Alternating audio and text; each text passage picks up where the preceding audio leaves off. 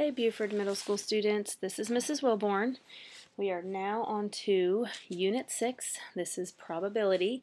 This is our last and final unit of the 7th grade curriculum, so you should feel pretty good. And this is going to be a relatively short unit. So you got 4 lessons, 4 videos, and each video is relatively short. So let's go ahead and get started. What you need right now is you need your guided notes, you need a pencil, you need a nice quiet place, and you also are going to need some colored pens or some highlighters or markers. And specifically you'll need red, green, and blue.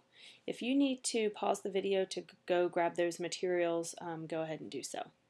We have several essential questions for this lesson, and you can go ahead and read through those on the screen, but basically what is the difference between theoretical and experimental probability?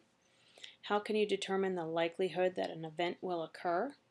What is the likeliness of an event occurring based on the probability near 0, 1/2, or 1? And how can I represent the likelihood of an event occurring? And finally, what is the significance of a large number of trials? All right, so hopefully by the end of this lesson you can kind of go back to these and be able to make some sense and to answer these. All right, the very first section we have is a vocabulary section, and we have quite a few definitions. So what you're going to need to do is pause the video periodically so you can copy down the important information. I'm not going to spend a lot of time here, so to keep the video short, so you'll need to pause on your own. Okay, the first term you need to know is probability, and probability is a measure of the likelihood of an event. It is the ratio of the number of ways a certain event can occur to the number of possible outcomes, and it can be expressed as a fraction, a decimal, or a percent. All right, there are basically 2 types of probability. The first one is theoretical probability. Theoretical probability is the mathematical calculation that an event will happen in theory. For example, if I were to flip a coin, theoretically, half the time that I flip the coin it would land on heads, and the other half of the time it would land on tails. Now if I actually do that and experiment with that, it may not come out 50-50.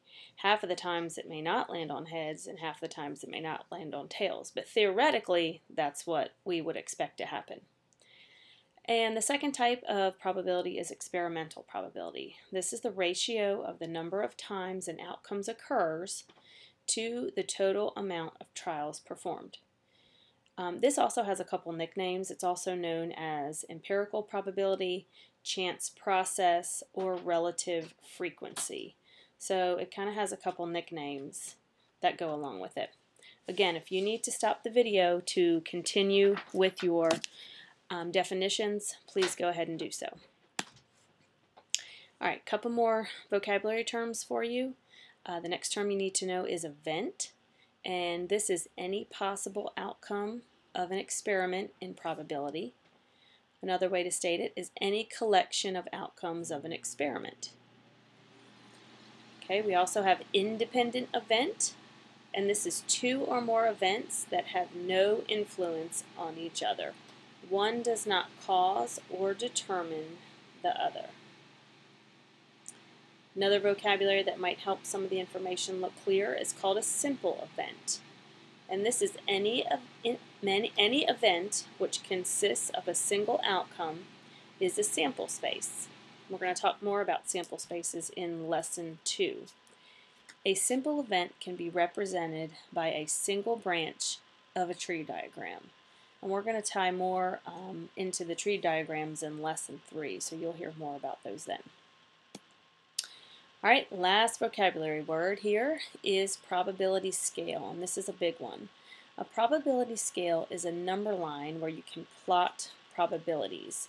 So it's kind of a visual representation of the probabilities. A probability of 0 means that the outcome has a 0% chance of happening. Okay, I'm sure you see that if you watch the weather. They'll say it's 0% chance of rain today. So that's a 0 probability. All right, probability of 1 means that the outcome will happen 100% of the time. A probability of 1/2 means that an outcome is equally likely or unlikely to happen. Now, there's definitely probability positions in between those three, but just kind of showing you the scale. So it can definitely fall in between those, and we'll show you a couple examples of that. Okay, before we get into the couple examples that we have, we're going to break the rest of the lesson down into theoretical probability and then experimental probability. So I want to spend just a minute talking about the difference between the two. For theoretical probability to occur, this is what we expect to happen mathematically. So we're not doing any type of experiment or trials at all. We're just kind of looking at the situation and theoretically coming up with what we would expect to happen. Now, we do know that that does not always happen. The formula, and I'm going to get my InterWrite pad going on this because there's a couple things I do want you to know and to jot down. But there is a formula for theoretical probability, and it is P equals favorable outcomes over total outcomes. And so if you kind of look at my pointer here, look at my cursor, this is really, really, really important that we remember this because this is the formula that we're going to use. And instead of writing event, what we're going to actually write is what we're talking about. All right, so if we're talking about a penny landing on heads, we would write in the parentheses the probability of heads or tails or whatever it was. All right, and why theoretical probability is important? Because it's used to make predictions and to help us to make some decisions if we have to, if situations arise. All right, the second type of probability is actually experimental probability, and this is when we actually experiment. All right, so what actually happens based on many trials or repeated experiments. So if we were talking about flipping a coin and probability of landing on heads or tails, we would do that many times to see, is it really 50-50, all right? So it is an experiment that's repeated many times. As the more trials you do, the closer it's going to be to theoretical probability. So if I only flipped my coin 10 times, it may not be as close to 50-50. But if I flip my coin 100 times, then my results are probably going to be more towards that 50-50 mark. All right? And the formula for this is P equals, P parentheses the event, equals successes over trials. So the number of times the outcome you were looking for happened over the number of times that you did the experiment. All right, we're going to put these into some practical use here. So let's look at a couple examples. All right, the first example that we have, the first thing you're going to need is your colored pencils. And what I need for you to do is I need you to actually get that red, blue, and green colored pencil, marker, highlighter, and on your black and white notes, I need you to color code your marbles. All right, this is going to be something that your teachers are looking for to determine whether you actually watch the video and complete it as we asked. So, first thing you need to do, pause the video and go ahead and color code your marbles so that they're not black and white copies. All right, and the question asks us to find the probability of randomly choosing a blue marble from the marbles shown. Then plot the probability on the probability scale. All right, well, since I'm talking about theoretical, I'm going to make sure I have the theoretical formula. And so the probability of pulling out a blue marble, let's assume that we had these marbles in a bag, and I wanted to see what's the probability I'd pull out a blue marble, so I'm going to put blue in my parentheses because that's the event I'm hoping will happen, is equal to favorable outcomes over trials. Okay, so this is going to be, let's see, I have 1, 2, 3 blue marbles, so my favorable outcomes will be 3, okay, over my total, which I have 10 marbles here, right, over my total, which is 10. So 3/10 is my probability. Now, I want to make sure that I always plot that on a scale. That just helps me out a little bit. So if I were to change this to a decimal, I would get 0.3. And as I look on my scale, I know that this is 0, okay, and I know that this is 1, so this is going to be 1/2, which if I change that to a decimal would be 0.5. All right, what I also know is that this is going to be 0.25. This is like a quarter. So on my scale, 3/10 is going to be somewhere in here. All right, so I could just, plot that anywhere and just say 0.3, 0.3, here's my outcome. All right, and I can kind of compare that to my scale. I'm getting close to it being equally likely, but it's certainly not quite there. All right, so again, your formula is probability equals the favorable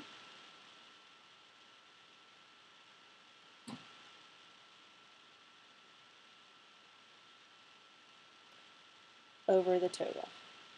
All right, so how many marbles were the color that I'm looking for? I had 3 out of the total marbles, which was 10.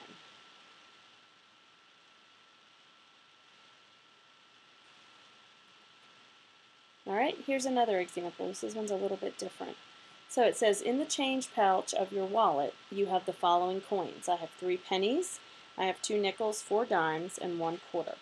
Without looking, you randomly choose a coin. What is the probability that you will choose a nickel? All right, so again, I need to go through and use my formula. All right, so the probability of a nickel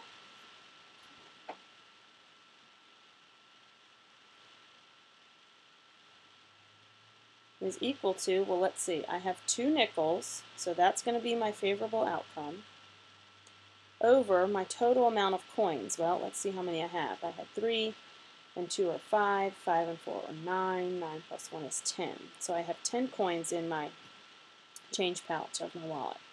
All right, so again, if I change this to a decimal, I would end up with 0.2.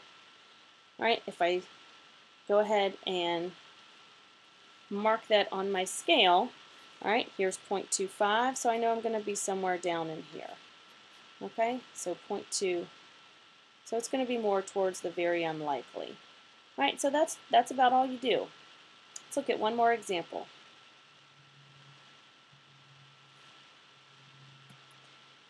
All right, same type of question here. I still have the same situation about the change in my wallet, except now I'm looking at what is the probability that I will choose a silver coin. All right, well, I need to go look. Obviously, pennies are not silver. All right, so probability of silver.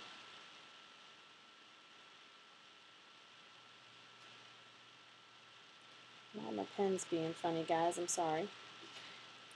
Okay, well, I got 2 nickels, they're silver, 4 dimes, they're silver, so that's 6, and 1 quarter is also silver. So I have 7 favorable outcomes, 7 coins that are silver over my same total, which is 10.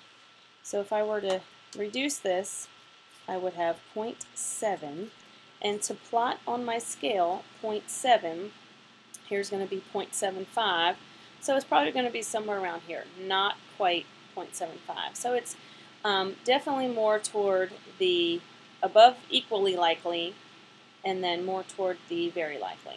All right, so it's going to fall right in about this area. All right, so those aren't challenging. Those aren't too hard. You just have to follow the formula. All right, you have a couple your turn questions. So these 3 questions are specifically about theoretical probability. And so use that formula about favorable outcomes over total. Your teacher will review these with you tomorrow. All right, you got a couple more here, so not time to go. This is about experimental probability. So let's look. We got 2 examples here. All right, so experimental probability, remember we're going to use the formula that we use successes over trials. All right, so if I have my pen again, I'm going to write that formula down. So the probability equals successes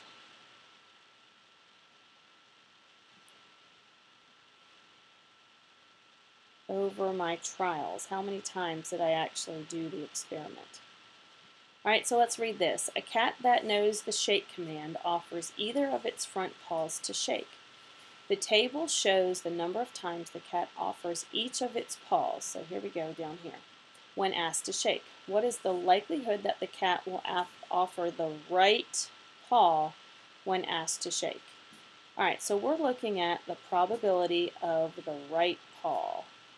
That's our hope here. Alright, so let's look at our table. Alright, well, the right paw was offered 12 times. So that's our successes. 12 times the cat offered its right paw. Over the trials, total number of trials, well, to get the total number of trials, I would need to add these together. And if I add 38 and 12, I'm going to end up with 50. So this person, whoever was doing this, experimented 50 times. All right, and if I reduce this, again, top dog in the house, I'm going to end up with 0.24. So a little bit below the quarter mark. All right, so it's going to be about here. So here's where that would be on my probability chart, 0.24. All right, so I did my successes over my trials. Okay, let's try one more of those. All right. All right, let's go ahead and make sure that we go through and underline that 500 times. I'm probably going to have to use that. The results of the spins are shown in the table below. What is the probability that the spinner will land on A? All right, so again, the probability of the spinner landing on A, I'm going to do my successes first. Well, it landed on A 128 times. All right, so 128. Over the total times, which I could add these up to get my total, or I knew up here in my reading that I did it 500 times. So 500. And then I'm just going to go through and reduce this. And when I reduce this, I get 0.26. All right, well, 0.26, again, here's my probability scale. This is going to be 0.25, so 0.26 is going to be somewhere along here, and I can plot that out. All right, so it's still toward the very unlikely, in between very unlikely and equally likely. Right, just about half smack dab in the middle there.